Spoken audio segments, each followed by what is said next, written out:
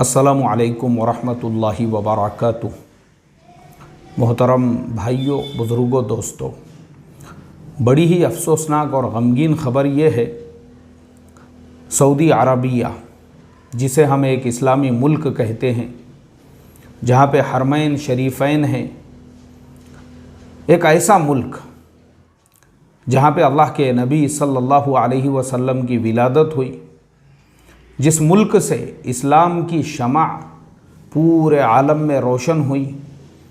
अफसोस की बात यह है, उसी मुल्क में पूरी दुनिया के अंदर अमन व अमान के साथ इस्लाम और ईमान की दावत पूरी दुनिया में आम करने वाली जो जमात है, गैर सियासी, जिसका पॉलिटिक्स से दूर दूर तक भी कोई लेना देना नहीं है, जिस जमात की खुसूसियत ये है कि उसमें निकलने वाले अफराद अपना जान और अपना माल लेकर निकलते हैं, जहाँ पे सियासत सख्ती के साथ में मना है, इख्तिलाफ़ी मसाइल सख्ती के साथ में मना है, जो सिर्फ़ लोगों को अल्लाह और उसके रसूल से जोड़ने का काम करती है, उसी जमात के ख़िलाफ़ वहाँ की जो इस्लामिक अफेयर्स मिनिस्ट्री है, उसने 2 रोज़ पहले एक फ़रमान जारी किया। हम आपको वो फ़रमान पढ़कर सुनाते हैं, जो फ़रमान वहाँ के अइम्मा, वहाँ के खुतबा, वहाँ के उलमा के नाम पे जारी किया गया और एक ट्वीट के ज़रिए से उसका ऐलान किया गया। और वो ये है, the ministry of Islamic affairs allocates the next Friday sermon in mosques and mosques to warn against the Tablighi and Dawah group which is called Al Ahbab with an explanation of its misguidance and deviation, and that it is prohibited in al mamlaka in nation। चलिए, यही जो ख़बर है ना, तो सालार जो newspaper है, उन्होंने बड़े अच्छे अंदाज में ये पूरी ख़बर को जो है कवर किया है। बरोज़ बुध 8 दिसंबर 2012 का जो उनका शुमारा है, उसमें वो लिखते हैं, तबलीगी जमात के ख़िलाफ़ खुतबात देने का हुक्म। अब नीचे जो है पूरी ख़बर हम आपको पढ़ के सुनाते हैं। लिखा है, सऊदी हुकूमत का ताज़ा फरमान आलम इस्लाम में इंतशार का सबब। रियाद, हुकूमत सऊदी अरब ने आलम इस्लाम में इत्तेहाद की कोशिशों को एक बहुत बड़ा धक्का पहुंचाते हुए वहां के तमाम उलमा को यह हिदायत दी है कि अपने खुतबात जुमा में तबलीगी जमात की सरगर्मियों के मुताल्लिक़ अवाम को मुतनब्बह करे कि इसकी गुमराही दहशत गर्दी का सबब बन सकती है। सऊदी अरब के वज़ीर इस्लामी उमूर डॉक्टर अब्दुल लतीफ़ आल शेख ने तमाम मसाजिद के ख़तीबों को हिदायत दी है कि अगली जुमा अपने जुमा के खुतबे में तबलीगी जमात और दावती ग्रुपों से अवाम को मुतनब्बह करे। वज़ारत ने अपने एक सरकारी ट्वीट में वज़ीर के हवाले से इस बात की तस्दीक़ की है।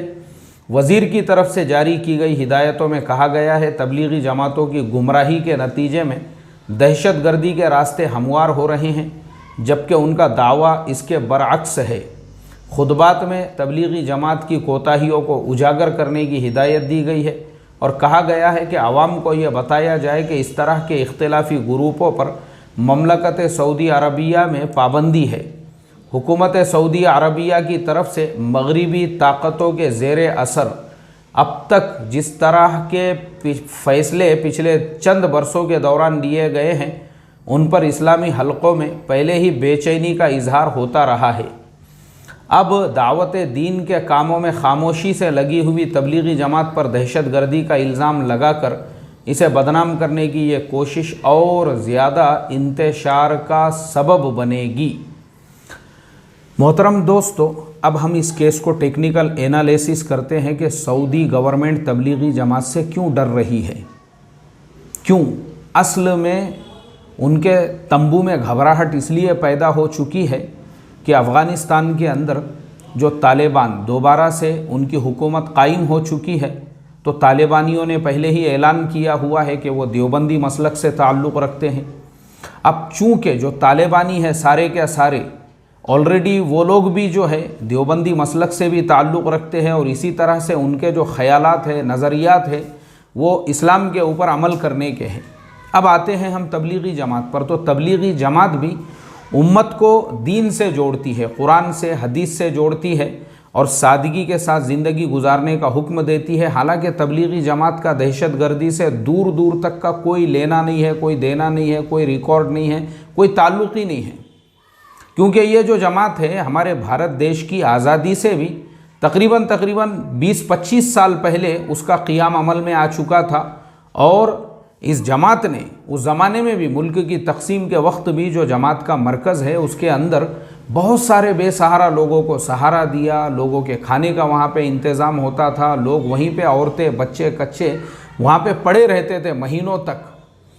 तो तबलीगी जमात को अगर हम उठाकर देखेंगे, ये पूरे आलम में, पूरी दुनिया के अंदर एक गैर सियासी जमात है। मगर मसला यहाँ पे ये खड़ा हो रहा है कि जो सऊदी गवर्नमेंट है उसको ये डर है कि हमारे मुल्क के अंदर भी इस जमात से जुड़े हुए जो लोग हैं कहीं गवर्नमेंट के ख़िलाफ़ ना खड़े हो जाए। क्योंकि देखो सऊदी गवर्नमेंट को सबसे बड़ा जो डर है वो यही है। 2011 के अंदर भी जब मिस्र में तख्ता पलट गया, जब लीबिया में तख्ता पलट गया, और उस वक्त दुनिया के कई मुल्कों में जब तख्ते पलट गए तो सऊदी गवर्नमेंट को भी ये डर था कि कहीं हमारे मुल्क का भी तख्ता ना पलट जाए। इसीलिए अमेरिकन आर्मी को वहाँ पे बुलाया गया, पूरे मुल्क में फैलाया गया। सद्दाम हुसैन का जो तख्ता पलटा गया उसके पीछे सबसे बड़ी जो ताकत थी वो सऊदी गवर्नमेंट की थी, इसलिए कि सद्दाम हुसैन वो पूरे इलाके के अंदर अपना एक रौब और दबदबा कायम कर चुके थे। इनको डर लगा आगे चल के सद्दाम हुसैन कहीं सऊदी को ही ना निगल जाए, वहाँ की हुकूमत पे ही काबिज़ होकर पूरे हरमैन शरीफैन और सारी चीज़ों को अपने कंट्रोल में ना ले ले, इसके लिए उससे पहले सद्दाम के तख्ते को पलटा जाए।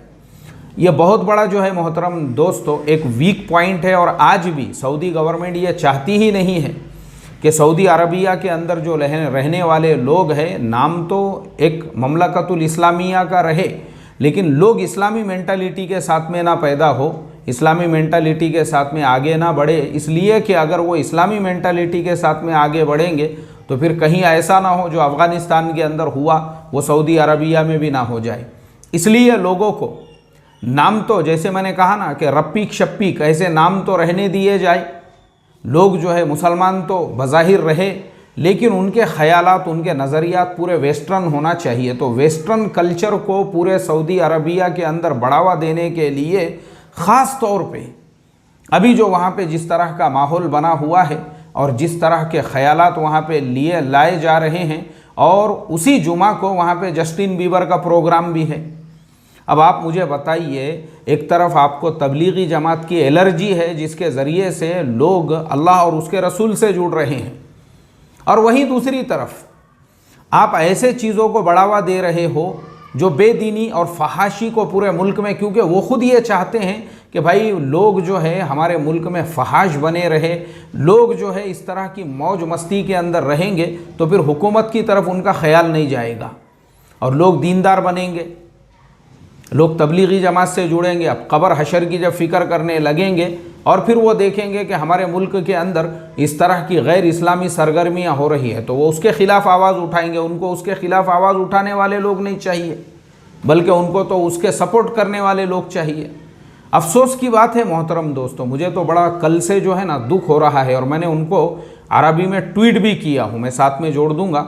मैंने उनको अरबी में रिप्लाई भी दिया हूँ उनको कि भाई बहुत सारे अरब मुल्क खुद आज ऐसे है कि जहाँ पे इस्लाम जो बचा है ना, इस्लाम वो इसी तबलीगी जमात की बरकत से। मैं आपको बताता हूँ, सऊदी के पड़ोस में ही जो ओमान है, जहाँ के बादशाह शाह काबूस, उनके ख़ुद के 3 दिन लगे हुए थे तबलीगी जमात के अंदर, और वो पूरे मुल्क में उन्होंने तबलीगी जमात को पूरी आज़ादी दी हुई है। पूरे मुल्क में पूरी आज़ादी के साथ में तबलीग का काम होता है।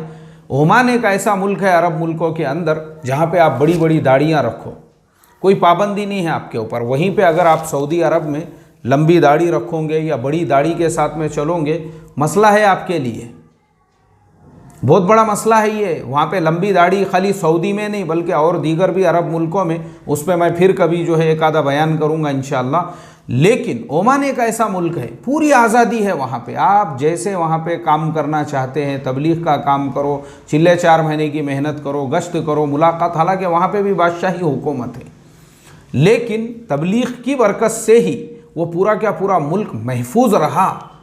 पूरा क्या पूरा मुल्क महफूज रहा। मेरे ओमान वालों से बड़े अच्छे ताल्लुकात हैं। मेरा एक मरतबा ओमान सफ़र होया हुआ है।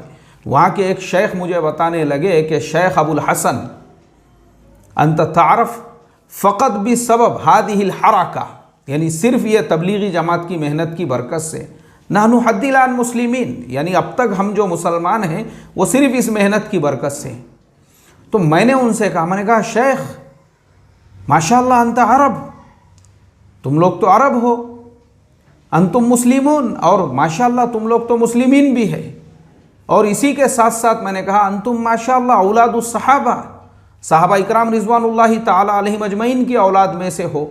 तो उन्होंने क्या कहा, उन्होंने कहा वल्लाही या शेख अबुल हसन अंत कुल्ता 100% सिद्क़, आपकी बात बिल्कुल 100% सही है। वलाकिन बिसबबिल यहूद बिसबबिन नसारा नहनु माशाअल्लाह इंदना फुलूस माफ़ी मुश्किल ये शई, इंदना फुलूस इंदना कुलशी, हमारे पास में पैसा दौलत हर चीज़ अल्लाह तबारक व ताला ने हम लोगों को दी ऐश और आराम के अंदर।